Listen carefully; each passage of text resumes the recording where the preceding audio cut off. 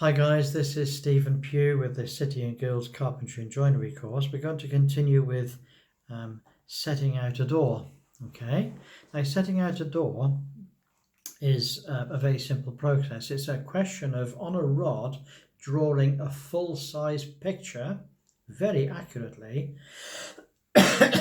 of cross sections of the door. So we're going to follow the stages. There are 7 stages altogether. The first thing to do is to make sure you have a large piece of plywood. Thin plywood is fine, not very wide, but big enough to do the full scale drawing. And what I would use is probably a combination square to just mark a line all the way down it at a convenient spot, about say 25 millimeters from the edge, and then from that line then I would then add other lines to be able to draw the complete shape of the timber that's going to be there. And then I would then repeat that process with the width of the door. This particular one that's done in the book is for a frame ledged and braced door, so that's what is being done. The next thing then is to mark the width of the top rail and of the bottom rail, and to also mark the middle and the complete door width. So the drawing is beginning to be filled in. You put the top rail, the bottom rail, and then you do the same for the middle rail, and you do the stiles on the horizontal section. And then number 6 is to mark the rebates and put all the other details on there, and mark the individual pieces of the matchboarding. So if you imagine when you finish, it should look as if you've cut the door in half, and then you've got a diagram of exactly what you should be able to see. Lastly, you put on things like the mortise positions, you put on the tenon positions, you put on job information. So you might say rod number 25, contract number 8, the date, the address, and then you describe it, the internal door, and then you'd say the number. Well, in this case, they're going to make 2 doors.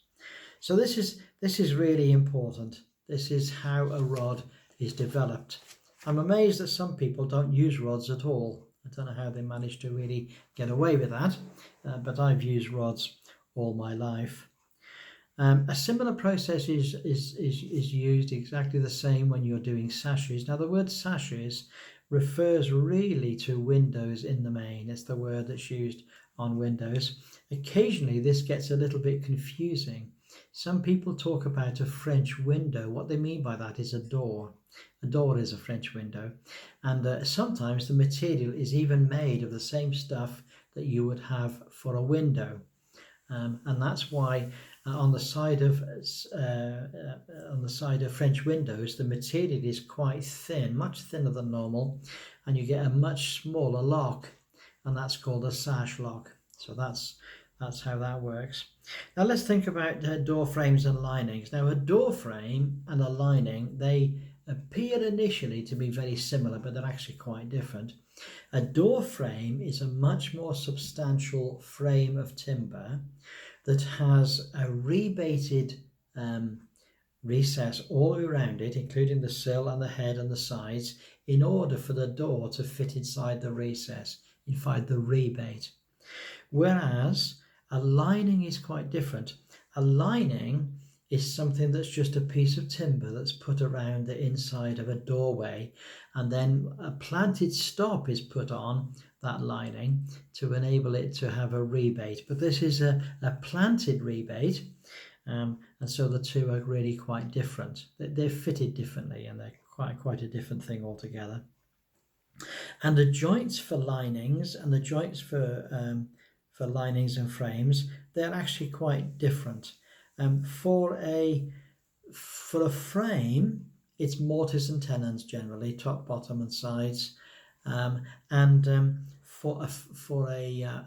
a lining, it's normally a little tongue and a little groove, or it's a housing going right the way through. So it's one or the other. And that's a very simple thing. Most people are knowing what I'm talking about, and so I don't really need to draw pictures too much, I don't think. The other thing to bear in mind is that when making door frames and linings, we use anti-capillary grooves. Now, capillary is the action of the attraction of water to two objects. If you had a piece of paper, this piece of paper, for example, it's got two leaves to it. If you dipped it into water, you'd find that they'd stick together. They stick together because there's an attraction between two sheets of paper. The same is true, and that's because of water. And the same is true with a door lining or a window. If you've got two pieces of timber very close together, you put water and a little dot and it'll spread immediately up the two. It's attracted. It goes quickly through the gap. So what needs to happen is there needs to be a little hole or a little groove, okay, going all the way down. And what happens, the water finds that groove and it cannot climb over to go any further. So that's called an anti-capillary groove. These are very common in all major joinery products. Now, when we talk about windows, the first thing we need to talk about is the different types of window. We have glazed, direct glaze windows. We have casement windows. We have stormproof windows. And we have sash windows. Let's just describe those four for you. A directly glazed window is like a window in which there's no opening light. There's no opening window, so therefore it's glazed directly, straight into the window. That's called direct glazed window. A casement window then is a window, same again, except that this time it has an opening window. Okay, and the opening light or the window is called a casement. That's the bit that actually opens and shuts, and then it's sealed.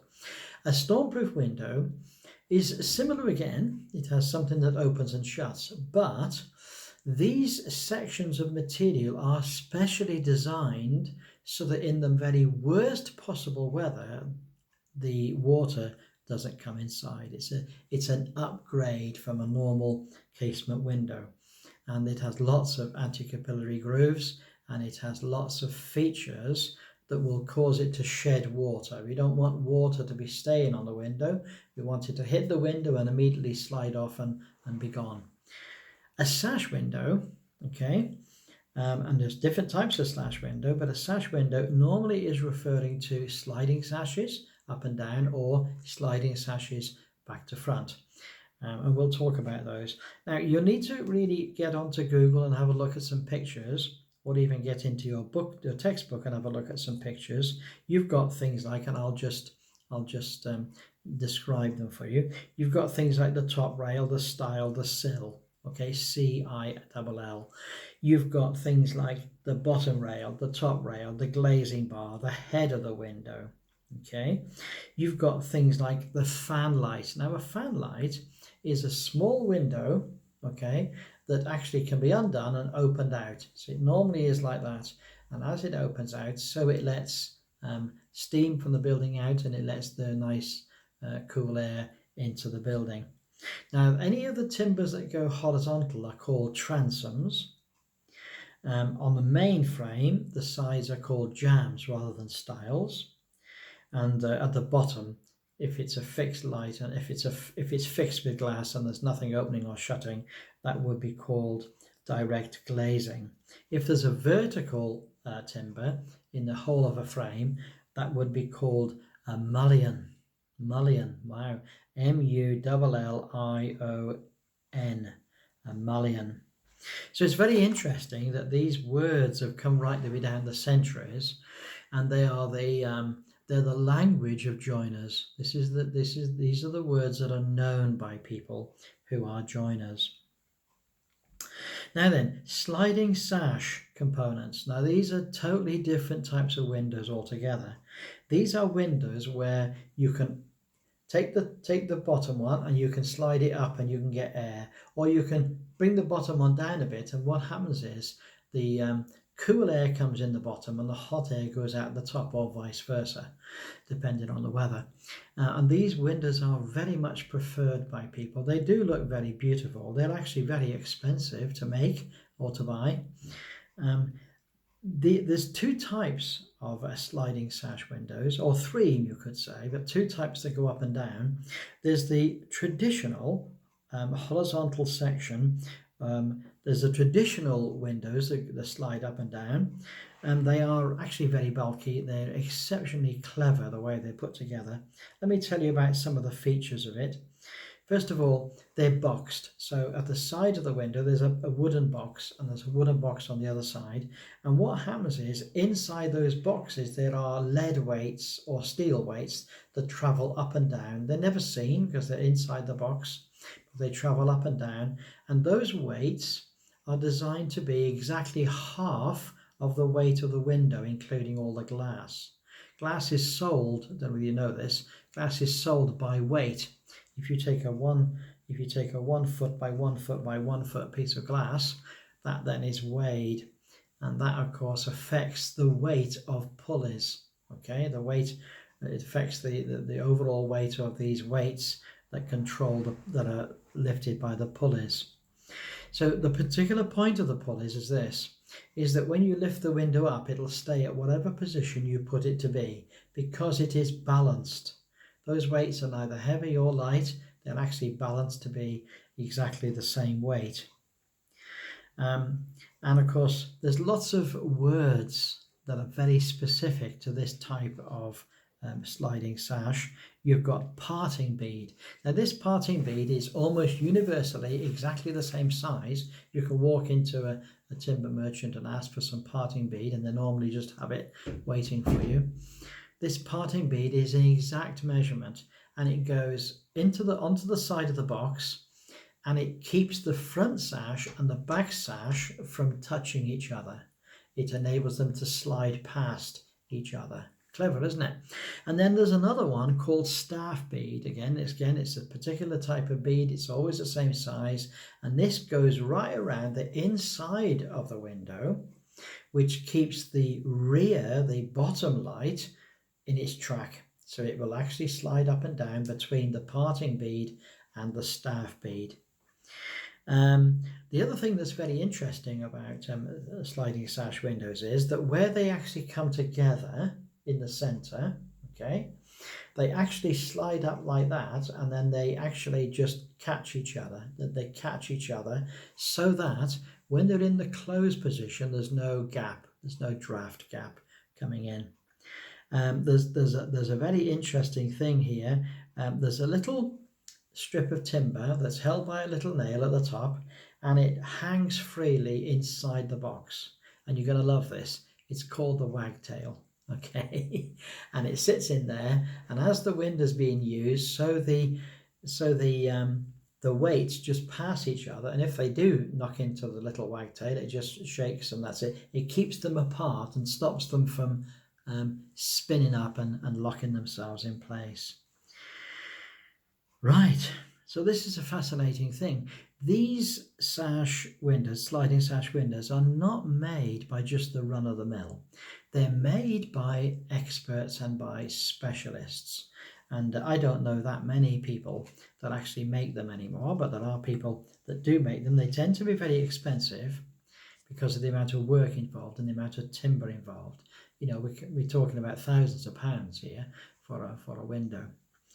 There's another version, a modern version, in which we have windows that pass each other, just the same, sliding sash, but instead of having the box and instead of having the weights and all that, they just have what they call a spiral spring balance.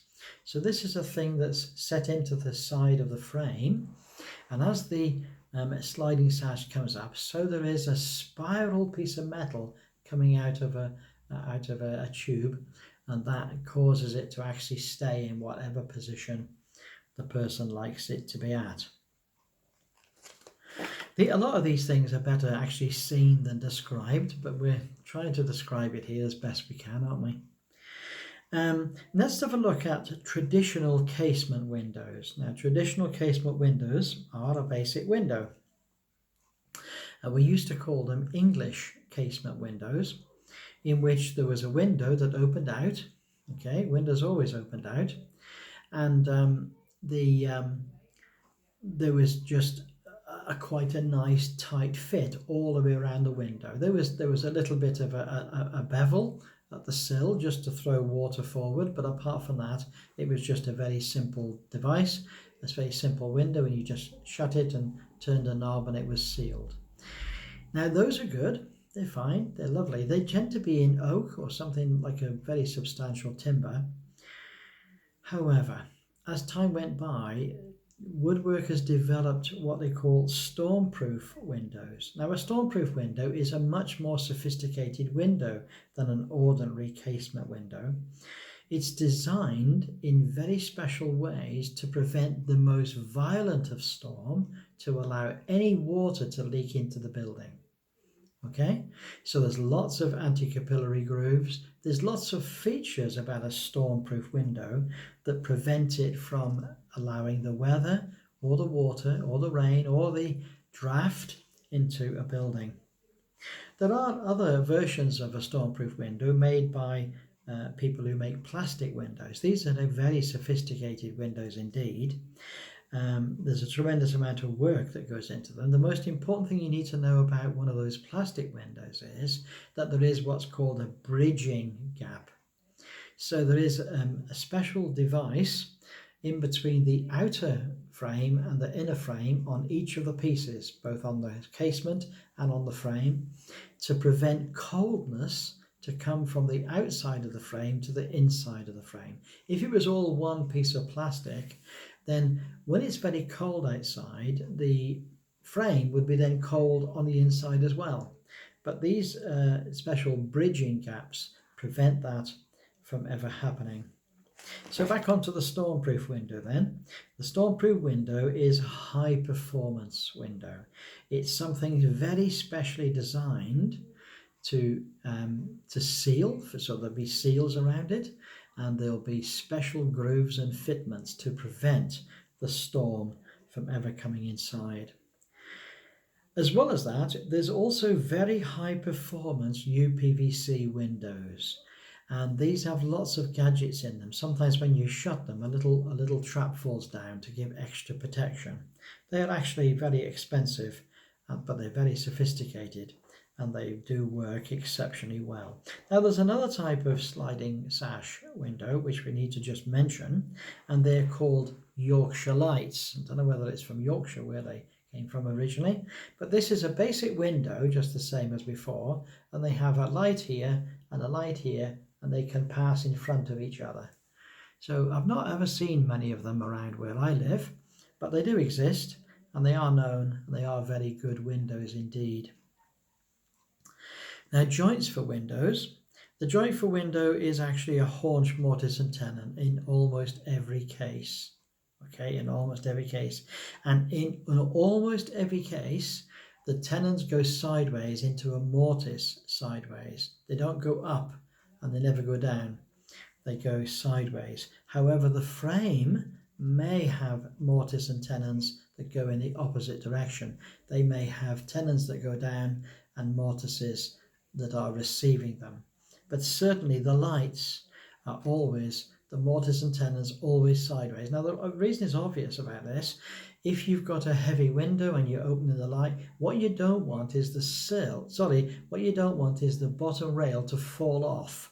You want it to remain in place, and the best way to remain in place is if the mortise is horizontal and the tenon goes into it horizontally.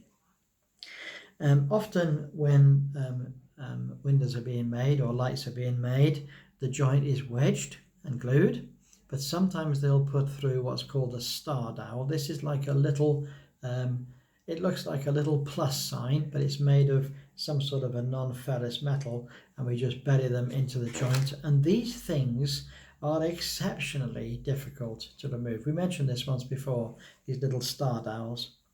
When a window is being made, there are glazing bars sometimes to split the window up into smaller panes. And those glazing bars are three different types. There's the glazing bars that are halved together. So the one bar, okay, has a cutout in it, and the other one that comes across the other way has a cutout, and they come across. It's a halving joint, but a sophisticated halving joint.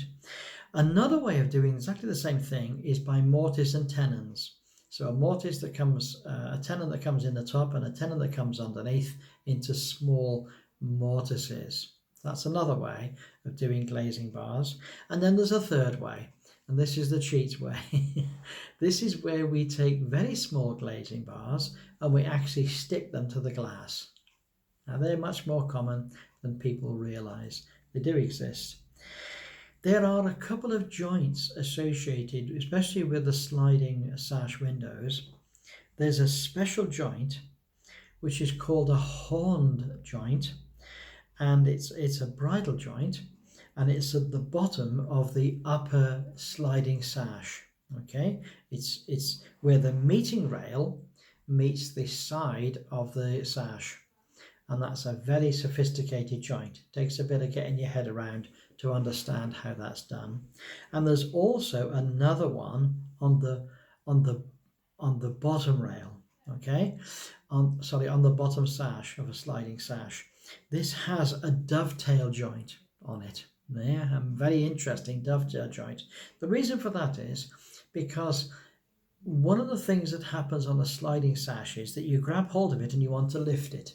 Okay, by the way, you never lift it by the top, you always lift it by the bottom rail, which is always quite substantial. What you don't want to be doing is lifting the top rail off and the thing falls to pieces. You want to be doing that. So on these particular, it's to do with the meeting rails, and the meeting rail that's on the bottom sash at the top has special features, and it has dovetail joints. We don't really meet dovetail joints a great deal in joinery. We do a little bit in drawers and things like that, and in cupboards. But on windows, on sliding sash windows, the dovetail is there, and it's on the bottom sash. Okay, it's on the top of the bottom sash. Wow, we're going through some stuff here, aren't we? It's very, very interesting. Well, we look forward to catching up with you next time. So have a great day and see you on the next video. Bye for now.